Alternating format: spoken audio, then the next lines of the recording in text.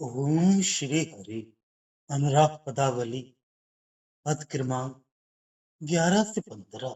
गोपी अत्यंत आनंद से पूर्ण हो रही है, क्योंकि श्याम सुंदर उसका प्रेम पूर्वक दही मक्खन खा रहे हैं और वे नारी खड़ी उनकी शोभा निहार रही है।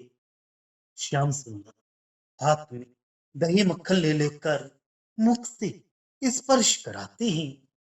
उस समय उनकी शोभा स्वाभाविक रूप से ऐसी बढ़ जाती है, मानो हाथ में अमृत का ग्रास लिए कमल चंद्रमा से मिलने आया हो, जिसके दर्शन के लिए शंकर जी ध्यान समाधि लगाया करते हैं और हजार मुखों से शेषनाग जिनका सुयश गाते रहते हैं।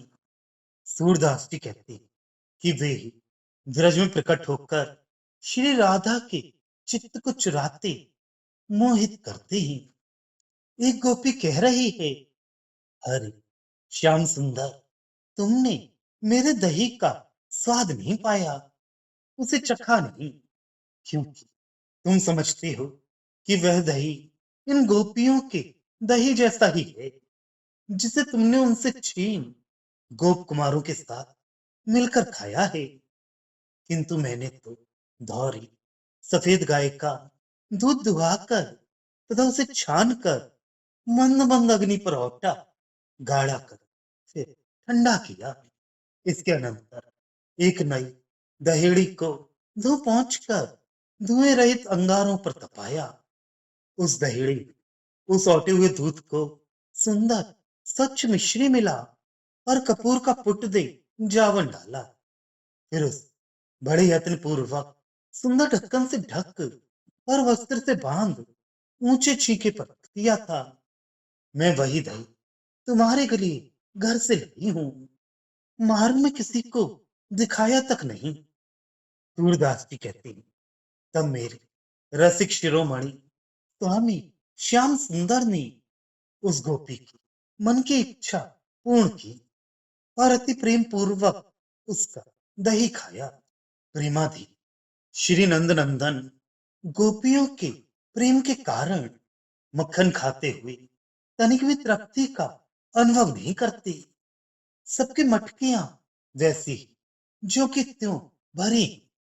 उनके प्रेम की शक्ति के कारण वे खाली नहीं होती और उनके हृदय का भाव समझकर मनमोहन मक्खन खाते ही जा रहे हैं। वे एक हाथ में दही और दूध लिए हैं, तो एक हाथ में मक्खन लिए हैं। वे गोपियां सूरदास के स्वामी को इस प्रकार देखकर मन ही मन मुग्ध हो रही हैं। गोपियां कह रही हैं, हम ब्रज नारियां धन्य हैं, ये दूध धन्य, दही धन्य और मक्खन धन्य है, जिसे हम परोसते हैं और श्री गिरधर लाल आरोगते हैं। ये व्रज धन्य, वे दिन और रात्रि धन्य और ये गोकुल में प्रकट होने वाले वनमाली धन्य हैं। हम सबके पूर्व जन्म के पुण्य धन्य श्री नंद जी धन्य तथा माता यशोदा धन्य हैं। यो गोपाल अत्यंत धन्य, वृंदावन धन्य और यह अत्यंत सुखदायिनी भूमि धन्य है। ये दधी दान धन्य और इसे मांगने वाले ये श्याम सुंदर धन्य। सूरदास जी कहते हैं, यहाँ के तृण वन वृक्ष एवं उनकी शाखा सभी धन्य हैं। गंधर्वगण ये देखकर सिहाते ईर्ष्या करते हैं और कहते हैं, ये व्रज नारियां धन्य हैं, जिनके हाथ में साक्षात परम ब्रह्म मक्खन खा रहे हैं।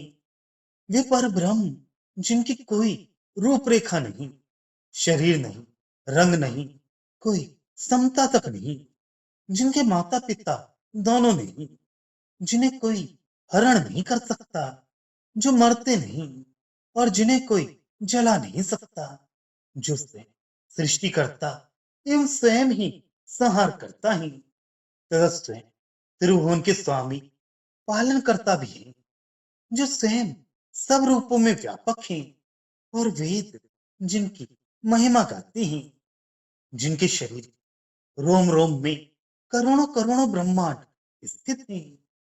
कीट से लेकर ब्रह्मा तक समस्त जीव राशि तथा जल स्थूल रूप ये संपूर्ण सृष्टि इन्हीं श्री कृष्ण से शोभित है। यही सबके स्वामी विशंबर हैं, गोप कुमारों के साथ क्रीड़ा कर रहे हैं। सूरदास जी कहते हैं, वे ही प्रभु गोपियों से दही का दान मांगते हैं। धन्य है वे,